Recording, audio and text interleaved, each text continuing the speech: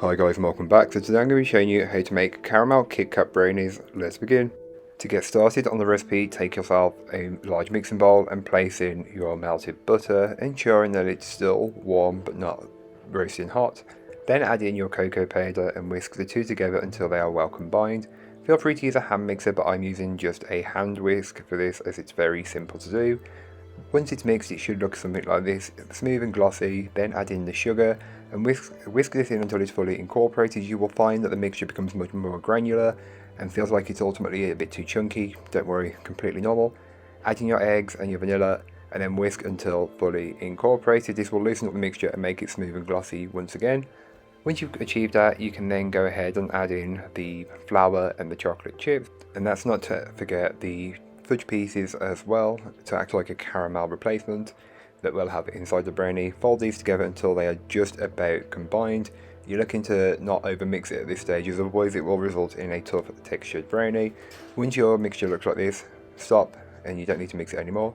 So once you have your brownie mixture, you can go ahead and grab yourself a 9x9 inch square baking tin, which has been lined with parchment paper, and pour in around half of the brownie batter. Spread and level it out as best as you possibly can. Then place on your caramel Kit Kat chunkies, and you want to leave a little bit of space as these will move while they're baking. Some of my Kit Kats got broken on the way home. So just place them on, ensuring that you give them a little bit of room to sink in and fit in a bit better. However you put them in, doesn't really matter. The format is really up to you. Then you can go ahead and place the second layer of brownie batter on top. And you need to be more careful this time, as you want to spread and level it out as best as you can, but carefully to ensure that you don't move those Kit Kats a little too much.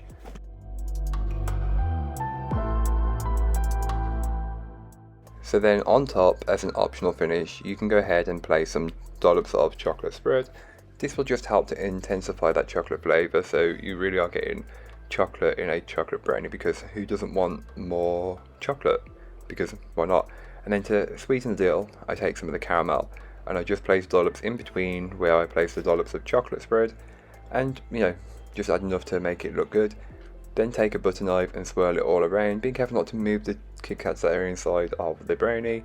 Just do that as best you can, then bake them off. All that information in the blog post, which will be linked down below. So here are what the brownies look like once they're baked, cooled, and fully left to cool down, and yeah, you can cut them up. I cut mine into a very generous portion, but feel free to cut yours into more or less. I would recommend cutting them into half, so you have 16, as these are very rich and very indulgent, and trying to eat one whole piece would be a mission, so don't do that. Cut them into halves again, or even thirds if you don't have that much of a sweet tooth.